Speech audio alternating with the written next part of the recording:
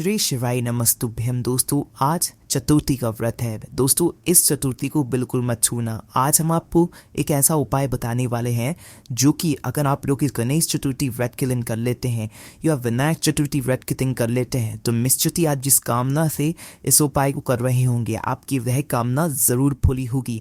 आपके घर में किसी भी प्रकार की समस्या होगी वो भी निश्चित ही दूर हो जाएगी। तो करना क्या है, उपाय को अच्छे से समझ लो, थोड़ा ध्यान से समझो करना क्या है और किस प्रकार से करना है।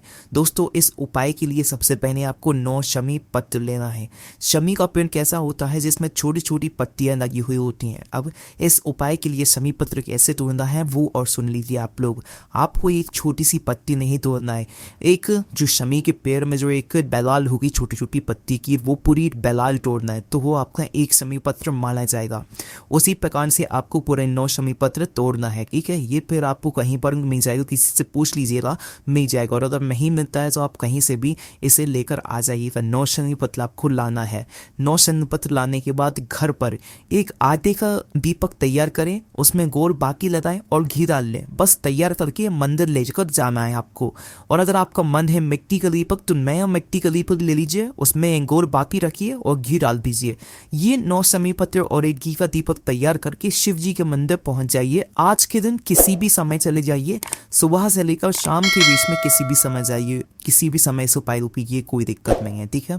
तो शिवजी के मंदिर पहुंचिए। शिवजी के मंदिर पहुंचने के बाद सबसे पहले शिवलिंग के सामने जाइए। शिवलिंग के ऊपर सबसे पहले आपको करना है 5 शमी पत्र है, 9 शमी पत्र में से 5 शमी पत्र अलग निकाल लेना है। अलग निकालने के बाद इन 5 शमी पत्र को शिवलिंग के ऊपर एक गणेश जी का स्थान होता है, उस गणेश जी के स्थान पर समर्पित करना है, जो कि जलाधारी के ऊपर सीधे फाल की तरफ होता है, ठीक है। जो जलाधारी होती है आली की ओर से जो उसका सीधा भाग होता है उस स्थान पर आपको 5 शमी पत्र समर्पित करने हैं, वो गणेश जी का स्थान होता है।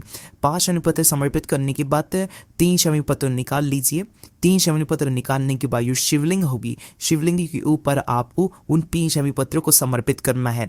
अब शिवजी का जो प्रांगण होगा, शिवजी का जो मंदिर होगा, उस मंदिर से जब आप लोग बाहर निकल रहे हो, जो शिवजी की चौखट हो, तो अपना उस समय उल्टा हाथ देख लीजिएगा। मंदिर से बाहर निकलते समय उसी उल्टे हाथ पर जो शिवजी की चौखट होगी वहां पर आपको जो एक शमी पत्र अभी आपके पास बचा हुआ होगा वह शमी पत्र आपको वहां पर चौखट पर समर्पित करना है, आपके उल्टे हाथ की जब आप मंदिर से बाहर निकल रहे हो, ठीक है। एक शमी पत्र समर्पित करने के बाद उसी शमी पत्र की साइड में जो आप टी का दीपक तैयार करके ले रहे, आटे का हो या मिट्टी का हो, वह दीपक उसी शमी पत्र के साइड में रखिए और उसे जला दीजिए। गणेश जी के मोर ध्वज मयूर ध्वज गणेश जी का नाम देते हुए और अपनी मनोकामना उसी वक्त उस दीपक को जलाते समय बोल दीजिए और भगवान के दर्शन करके आ जाइए। यहाँ पर यह पूरा हो जाता है। निश्चित ही बहुत ही जल्द आपको इसका फल मिलेगा, करके जरूर देखिएगा। कोई भी समस्या आप कमेंट करके पूछ सकते हैं। तो दोस्तों इस चतुर्थी पर जो अपने परिवार में अपने बच्चों की सुरक्षा के लिए, उनके स्वास्थ्य के लिए, उनके उज्जवल भविष्य के लिए बहुत ही अचूक उपाय है।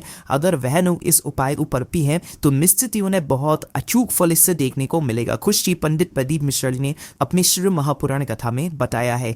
ध्यान से सुनिए, छोटा सा उपाय है। शाम के समय जब आप लोग चंद्रमा को अर्घ्य दे रहे हों, गणेश जी की पूजन कर रहे हों, तो ध्यान रखिएगा कि आप अपने पूजा स्थल पर, मतलब जहां पर आप लोग पूजन कर रहे हो स्थल व्रत की, तो उस समय आप लोग जो है चावल के दाने या कुछ गेहूं के दाने वैसे भी आप लोग रखते ही हैं। कोई इसमें बोलने वाली बात नहीं है, क्योंकि जब भी कोई पूजन होती है तो हम चावल के दाने कहीं ना कहीं किसी न किसी ज़रूरत में रख ही देते हैं, या तो गेहूं के दाने रख देते हैं। इन दोनों में से आपके पास कोई भी एक दाने हो, तो मैं आपको चावल के बारे में बता रहा हूँ, ठीक है। चावल हो तो ज़्यादा अच्छा लगेगा।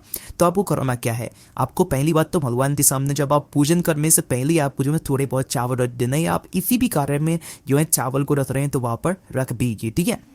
और नहीं तो अलग से रख दीजिए कुछ दाने अलग से, वहां पर गणेश जी के सामने गणेश जी की पूजा करने वाले हैं, वहां पर कुछ अलग से चावल के दाने रख दीजिए। चावल के दाने रखने के बाद पूजन वगैरह सब आपकी हो जाए, उसके बाद आप लोगों को जो है जैसे ही आप चंद्रमा को अर्घ्य देते हैं, गणेश जी की पूजन हो जाए, स्तुति हो जाए, गणेश जी गणेश चालीसा पाठ हो जाए, सभी काम हो जाए, उसके बाद आपको यह उपाय करना है। क्या करना है, आपने जो चावल के दाने रखे हो या किसी भी प्रयोग में आपने जो है पूजन स्थल पर चावल के दाने रखे हो या गेहूं के दाने रखे हो, उनमें से पहले गणेश जी से आपको विनती करना है कि हे गणेश गणेश भगवान हमें आशीर्वाद दिए, हमें आशीर्वाद प्रदान कीजिए और हम आपके पास से ये 2 चावल के दाने या 2 या 4 चावल के दाने या 2 गेहूं के दाने या 2 या 4 गेहूं के दाने उठा रहे हैं। इन गेहूं में या इन चावल ने आप अपना आशीर्वाद दीजिए और पूजन करने के बाद चंद्र को अर्घ्य देने के बाद गणेश जी की पूजन करने के बाद स्तुति करने के बाद गणेश चालीसा का पाठ करने के बाद भी आपको इन 2 चावल के दाने को उठाना है। चावल के दाने आपके पास भगवान गणेश का आशीर्वाद रहेगा और इन 2 चावल के दानों को आप अपनी तिजोरी में भी रख सकते हैं। अगर आपकी नजर से कोई किसी बड़े काम के लिए जा रहा है, कोई बड़े प्रोजेक्ट के लिए जा रहा है, कोई किसी बिजनेस के लिए जा रहा है, कोई किसी जॉब के लिए जा रहा है, कोई किसी इंटरव्यू के लिए जा रहा है, कोई किसी एग्जाम देने के लिए जा रहा है, तो उस समय आपको ये दोनों चावल के दाने जो है उनकी जेब में रखने हैं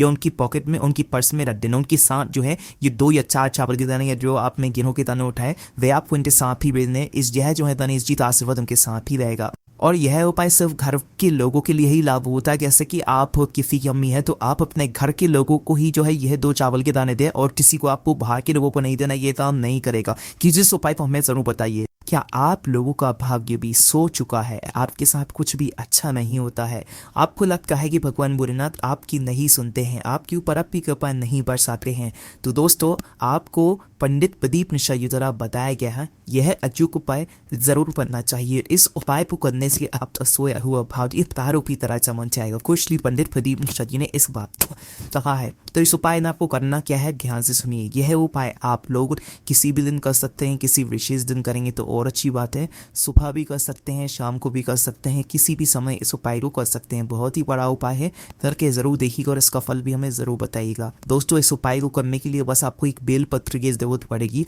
और कुछ भी नहीं आपको जरूरत पड़ेगी। तो एक बेल पत्र आपको लेना है, ठीक है।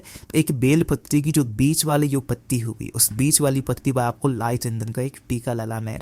टीका लगाने के बाद एक बेल पत्ती जो होती है उसमें 3 पत्तियां होती हैं। तीनों पत्तियों का जो है एक जगह जोड़ आकर मिला है, जो कि बेल पत्ती के डंडी में आकर मिलता है, ठीक है। तो जो एक बेल पत्ती की जो तीनों पत्तियों का जहां पर इस डंडी में जोड़ आकर मिल रहा होगा उस जोड़ पर आपको थोड़ा सा शहद लगाना है।